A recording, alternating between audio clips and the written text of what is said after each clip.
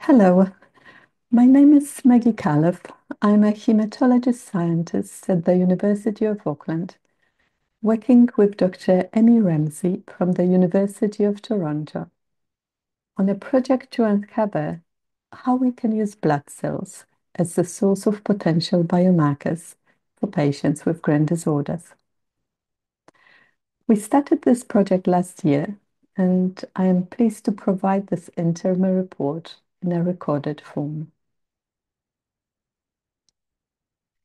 The overall purpose of the project is to identify blood-based biomarkers to assist in diagnosing, tracking disease progression, and monitoring treatment responses in GRIN patients.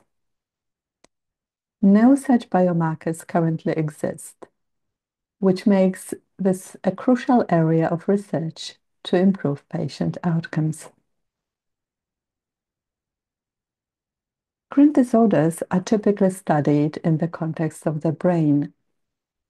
However, NMDA receptors are also present in essentially all types of blood cells: red cells, platelets, lymphocytes, and neutrophils. This presence of the receptor in the blood cells opens the possibility of identifying blood-based biomarkers.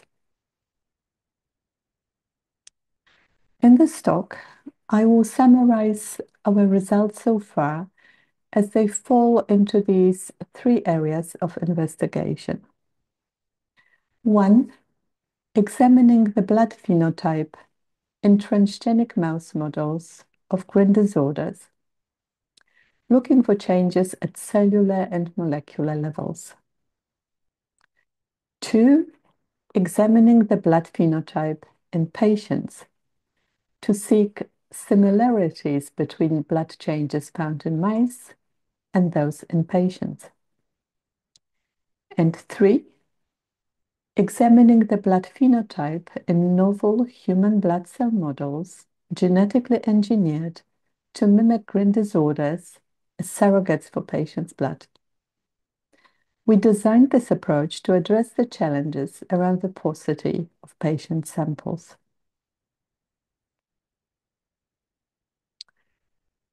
I will start with mouse studies as they are most advanced. We work with two transgenic mouse models carrying the Q536R and the Y647S GRIN1 variant. These models were developed by the group of Dr. Amy Ramsey at the University of Toronto. Her lab has worked with these mice for several years, characterizing their neuronal and blood phenotypes. Excitingly, they found that these mice have changes affecting several types of blood cells. I want to mention here the contribution of Sylvia Okafor, a PhD student in Amy's laboratory, who has done most of this work in mice. Sylvia tested blood parameters in mice equivalent to human complete blood counts, or CBC, and also studied several functional cell characteristics. In Auckland, we support Sylvia with this analysis. She sends us digital scans of blood from mice, and we examine potential changes in cell appearances. We also review her functional results together and plan follow-up studies. Sylvia found intriguing changes in red cells, including in their shape and intracellular calcium signaling. She's now writing up a paper to publish these results, which is exciting for all of us. Our group in Auckland previously found that GRIN1 knockout impairs platelet production and function in mice, and others identified NMDA receptor roles in lymphocytes and neutrophils.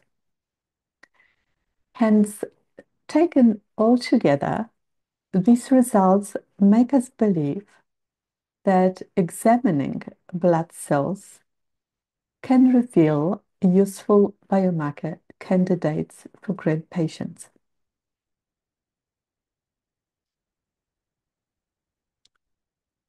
We collected a variety of blood samples from mice to screen for such molecular biomarkers. Specifically, we have plasma, lymphocytes, and platelets from 28 GRIN1 transgenic mice.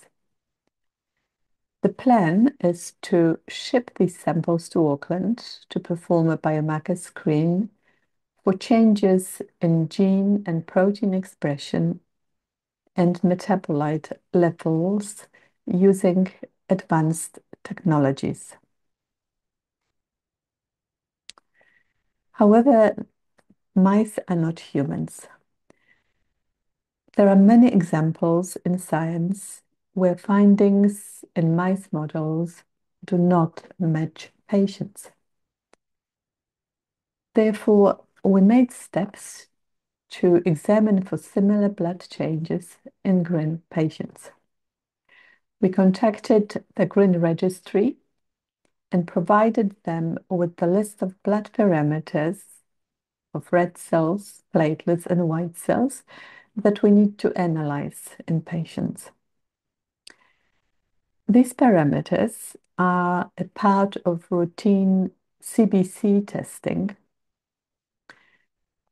Most of healthy people would have a CBC done once a year as a routine checkup, and GRIN patients are likely to have them done more often for multiple reasons to monitor the drug usage, side effects, monitor complications.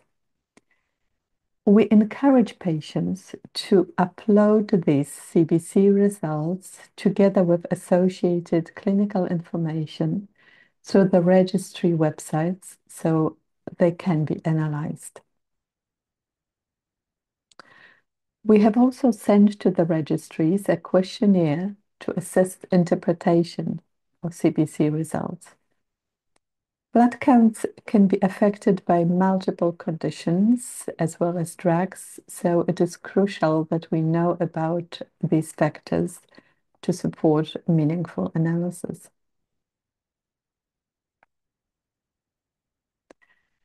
In addition to analyzing CBC results, we also want to directly test patients' blood.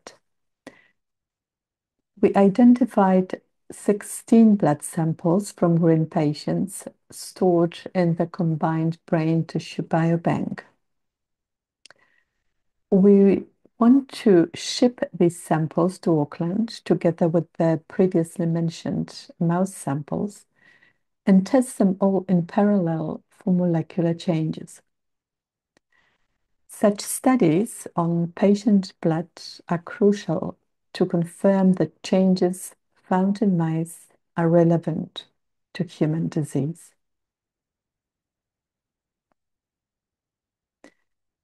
However, there is a significant challenge around testing patient blood. These samples are scarce and very precious. Therefore, we decided to generate a new model of human blood cells carrying representative GRIN1 variants. We chose a blood cell line called MEGA1 because we already validated that it can be used for such research. We are looking to insert into these cells representative loss and gain of function GRIN1 variants using CRISPR-based gene editing, which is a modern gene modifying approach. We designed a strategy to introduce 5 GRIN1 variants in different MEGA1 cells. We cloned guide RNAs for these 5 variants into plasmids and verified that their sequences were correct, matching patients' mutations. We are in the process of introducing these plasmids into MEGA1 cells. These plasmids express enhanced green fluorescent protein, or EGFP. This means that we can visualize cells that carry editing plasmids because they fluoresce green. These GFP-positive fluorescing cells can be specifically selected by flow cytometry, put into wells in the plates, and amplified into colonies that hopefully carry GRIN1 variants in their genome. The advantage of having the edited cell line is that we can now grow it almost forever in the laboratory. Thus, we can have an endless supply of human blood-derived cells for biomarker studies. This work is now in progress. There is plenty of work left to do. We need to collect sufficient data and samples from transgenic mice, patients, and generate modified human blood cell lines. We needed to conduct meaningful cellular and molecular studies. Once we have enough data and samples, we will examine them for changes in blood cell production and function, as well as for other changes in gene and protein expression and metabolite levels.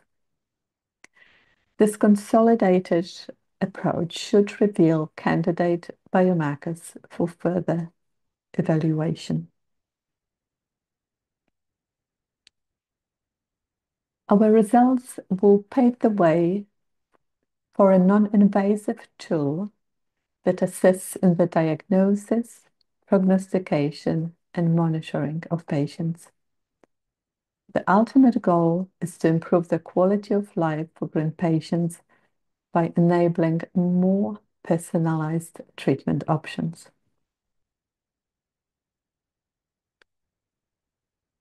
We are very grateful to the GRIN families for their generous donations. This project receives substantial funding from CureGRIN, without which this work would not be possible. So thank you. I also want to acknowledge to many people who contributed to this work from the University of Auckland, Toronto, Emory, as well as from the GRIN registries and the Combined Brain Biorepository. This is my email address. Please feel free to contact me if you have any comments, questions, or suggestions. I am happy to engage with patients, families, and other researchers. Thank you for listening. Bye-bye.